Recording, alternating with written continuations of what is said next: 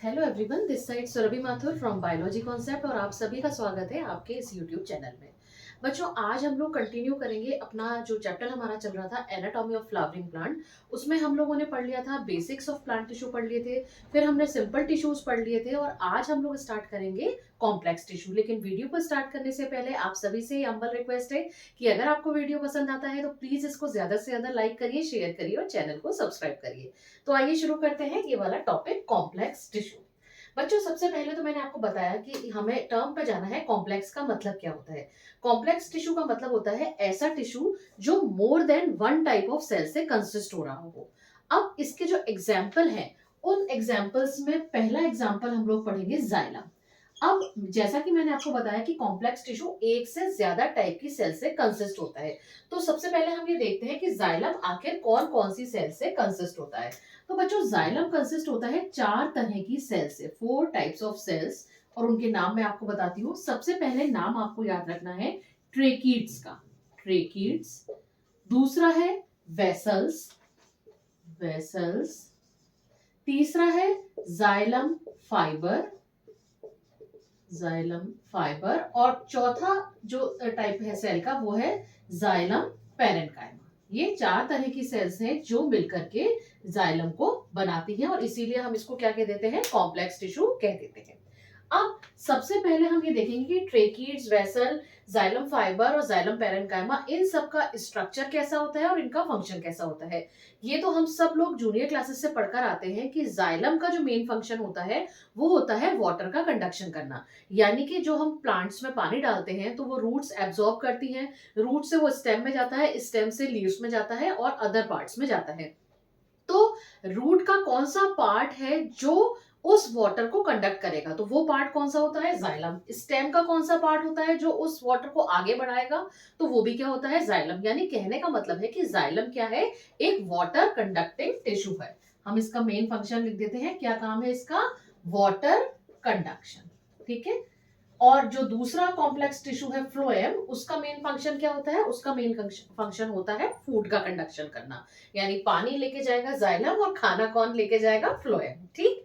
अब हम देखते हैं जाइलम के ये जो चारों एलिमेंट्स हैं उनका स्ट्रक्चर और फंक्शन क्या होता है। सबसे पहले बात आती है ट्रेकीड्स की। बेटा, जो ट्रेकीड्स होती हैं वो कैसे स्ट्रक्चर होते हैं? इलोंगेटेड, इस तरीके से ये बनाया। ये क्या है? ट्रेकीड। और इसकी जो वॉल होती है वो वॉल थोड़ी थिक होती है। अब वो थिक किस वजह से होती है? क्योंकि इसमें डिपोजिशन हो जाता है किसका? लिग्निन का। ये जो मैं ब्लैक कर रही हूँ ना, ये किसका डिपोजिशन हो रहा है बेटा? ये हो रहा है लिग्निन का डिपोजिशन। तो हम क्या कह देंगे इसको देख करके? हम क्या क्या चीज कह सकते हैं? सबसे पहली बात, ये कैसी हुई? इलोंगेटेड। दूसरी बात क्या हुई कि इसमें जो थिकनिंग होती है वो किसकी होती है? लिग्निन। और जैसे ही लिग्निन वर्ड आता है तो स्ट्राइकिंग फैक्टर क्या होना चाहिए? लिग्निन एक ऐसा सब्सटेंस है जो न तो वाटर को और न ही गैसेस को अंदर जाने देता है। तो इसकी वजह से जब ये नहीं जाने देगा लिग्निन, इसकी सेल वॉल के थ्रू पार नहीं होने देगा, तो इसका मतलब क्या होगी कि ये सेल कैसी हो जाएगी? डेड हो जाएगी। और जैसे ही मैंने कहा कि ये सेल डेड हो गई, इसका मतलब क्या हुआ? क्या इसमें प्रोटोप्लाज्म होगा? इसमें प्रोटोप्लाज्म नहीं होगा। तो हम क्या लिख देंगे? Protoplasm absent. अब दूसरी इंपॉर्टेंट बात क्या है कि ये इसमें आपको जो वॉल दिख रही है ये लिग्निन की है, तो इसकी वजह से ये कैसी हो जाती है? कैसी होगी? ये हार्ड, सॉफ्ट ना रह के कैसी होगी? हार्ड।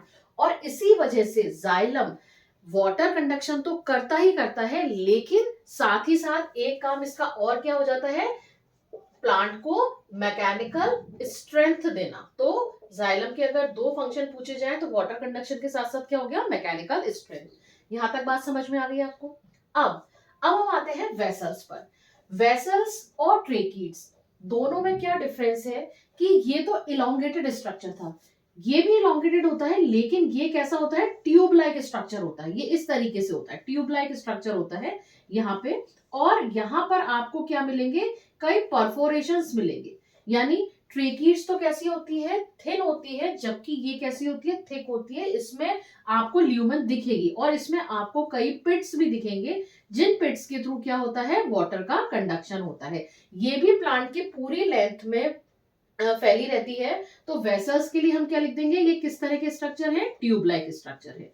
दूसरी बात क्या हुई, ये क्या होगी, इसमें भी जो वॉल होगी वो वॉल में थिकनिंग होगी, किसकी, लिग्निन की थिकनिंग होगी।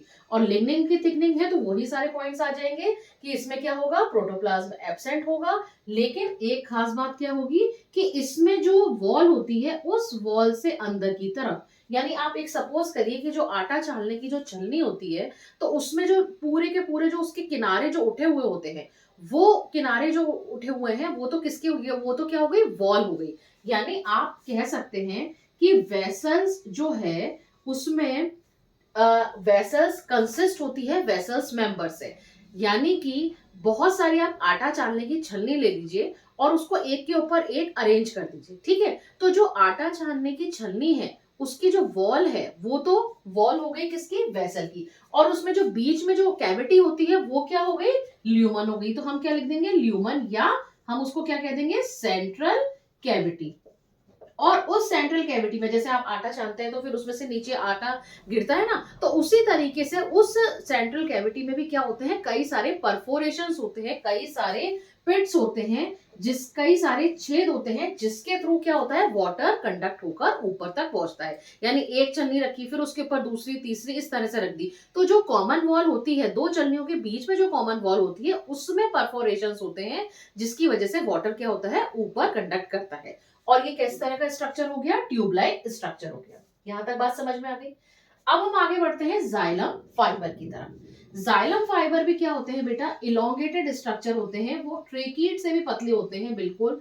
और उसमें तो जो ल्यूमन होती है बिल्कुल ही ऑब्लिटरेटेड होती है, यानी कि वो लिग्निन के डिपोजिशन की वजह से बिल्कुल ही खत्म हो जाती है, ना के बराबर होती है। यानी स्टार्टिंग में थोड़ी अगर होगी भी सही, तो लिग्निन के डिपोजिशन की वजह से वो ल्यूमन क्या हो जाती है, धीरे धीरे खत्म हो जाती है। आपकी एनसीईआरटी में लिखा हुआ है एक वर्ड ऑब्लिटरेट, उसका मतलब ही ये होता है कि वो पहले थी लेकिन अब वो खत्म हो गई है due to the deposition of lignin.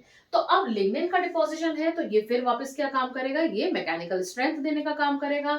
ये भी डेड होगा, डेड है तो प्रोटोप्लाज्म नहीं होगा। कुछ चीजें ऐसी हैं जिनको कि आप अगर एक बार याद करते हैं तो वो सारे पॉइंट्स वहां के वहां फिक्स हो जाएंगे कि अगर डेड है तो यानी प्रोटोप्लाज्म नहीं होगा, उसमें न्यूक्लियस नहीं होगा और वो मैकेनिकल स्ट्रेंथ देने का काम करेगी। अब आता है लास्ट पैरेनकाइमा। जब मैंने आपको पैरेनकाइमा पढ़ाया था तब मैंने आपसे कहा था कि पैरेनकाइमा आते ही एक स्ट्राइकिंग फैक्ट होना चाहिए कि वो सेल क्या होगी, लिविंग होगी। अब लिविंग होगी तो इसका मतलब क्या होगा, उसमें प्रोटोप्लाज्म प्रेजेंट होगा। अब साथ ही साथ थोड़ा बहुत क्लोरोफिल भी मिलेगा, और अगर क्लोरोफिल मिलेगा इसका मतलब क्या करेगी वो सेल, फोटोसिंथेसिस करेगी। और फोटोसिंथेसिस की प्रोसेस में क्या होता है, फूड फॉर्मेशन। तो यहाँ पे जाइलम पैरेनकाइमा का काम क्या होगा, फूड फॉर्मेशन प्लस फूड को स्टोर करके रखना, है ना। तो अपन क्या लिख देंगे, स्टोरेज ऑफ फूड। ये हम लोगों ने जब पैरेनकाइमा पढ़ा था तब मैंने आपको बताए थे पैरेनकाइमा के फंक्शन। तो यहाँ पर जाइलम पैरेनकाइमा का काम क्या हो जाएगा, फूड का स्टोर करके रखना। तो इस तरह से ये चारों सेल्स आपकी कंप्लीट होती हैं, ट्रेकीड्स, वेसल्स, जाइलम फाइबर और जाइलम पैरेनकाइमा। अब एक इंपॉर्टेंट बात है कि जो जाइलम है, उस जाइलम जब भी कोई सीड जर्मिनेट करता है तो उसमें क्या होता है कि एक तो उस सीड से क्या नीचे की तरफ तो निकलती है रेडिकल और ऊपर की तरफ निकलता है प्लूमोन, ठीक है। फिर एक नन्हा सा पौधा बनता है। तो जब वो प्लांट छोटा होता है तो क्या होता है, उसमें सेकेंडरी ग्रोथ नहीं हुई हुई होती है ना। प्लांट तो जब बड़ा हो जाता है फिर उसमें सेकेंडरी ग्रोथ होती है। तो जो जाइलम पहले बनता है उसको हम क्या कह देते हैं, प्राइमरी जाइलम। यानी कि ऐसा जाइलम जो सेकेंडरी ग्रोथ से पहले का हो, ठीक है।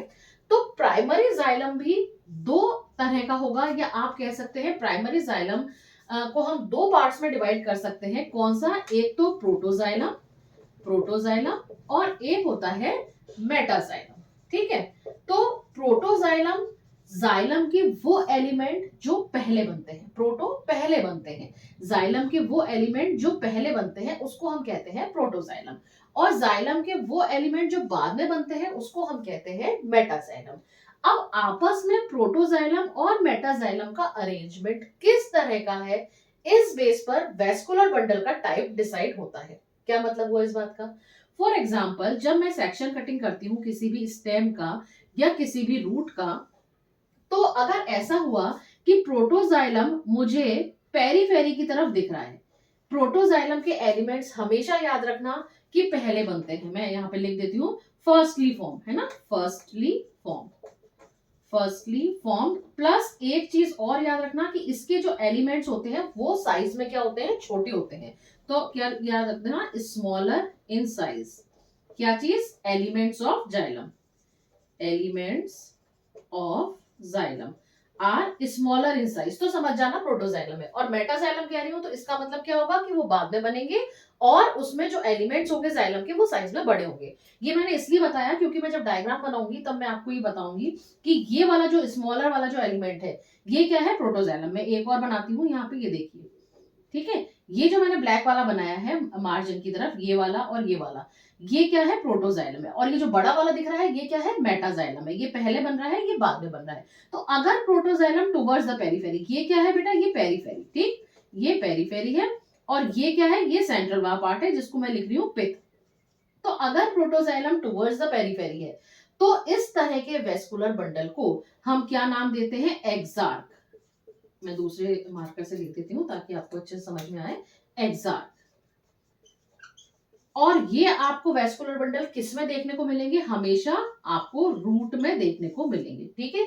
यहां पर से क्वेश्चन पूछा जाता है कि एक्सार्क वेस्कुलर बंडल क्या होते हैं, तो आपको सिंपल इतना लिखना है कि when protoxylem is present towards the periphery and metaxylem is towards the pith, such type of vascular bundle are known as exarch and such type of vascular bundle are present in root। यानी इस तरह के vascular bundle जिसमें कि protoxylem परिधि की तरफ हो और मेटाजाइलम सेंटर या पिथ या मज्जा जिसको कहते हैं उसकी तरफ हो, तो इस तरह के vascular bundle को exarch कहते हैं और ये रूट में पाए जाते हैं। अगर इसका अपोजिट हुआ, अपोजिट का मतलब यानी कि प्रोटोजाइलम क्या हो, टुवर्ड्स द सेंटर हो और मेटाजाइलम, अब आप देखिए यहाँ पर क्या हो रहा है कि मैं साइज इंक्रीज करती जा रही हूँ, यानी ये जो हुआ ये प्रोटोजाइलम हुआ और ये मेटाजाइलम हुआ। यहाँ मैं लिख देती हूँ ये क्या हुआ, मेटाजाइलम। और ये जो सेंटर की तरफ हुआ, यहाँ पे मैं एक और बनाती हूँ फिर आपको अच्छे से समझ में आएगा। ये देखिए यहाँ पे ये जो मैंने ब्लैक करा ये क्या है, प्रोटोजाइलम, ये क्या है, मेटाजाइलम। अब ये जो प्रोटोजाइलम है ये कहाँ पर है, टुवर्ड्स द सेंटर है। तो टुवर्ड्स द सेंटर अगर प्रोटोजाइलम हुआ तो इस तरह के वेस्कुलर बंडल को क्या कहेंगे, एंडार्क टाइप के वेस्कुलर बंडल कहेंगे। और ये आपको किस में देखने को मिलेंगे, ये आपको देखने को मिलेंगे स्टेम में। स्टेम में हमेशा हमेशा और हमेशा किस तरह के वेस्कुलर बंडल होते हैं, एंडार्क वेस्कुलर बंडल।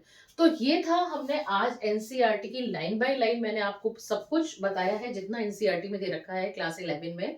इसमें अगर आपको कहीं पे भी कोई डाउट आता है तो प्लीज आप मुझे कमेंट करके पूछ सकते हैं। प्लस एक बात और कि मुझे आगे और किन टॉपिक्स पे वीडियो बनाना है ये प्लीज आप मुझे कमेंट करके बताइए।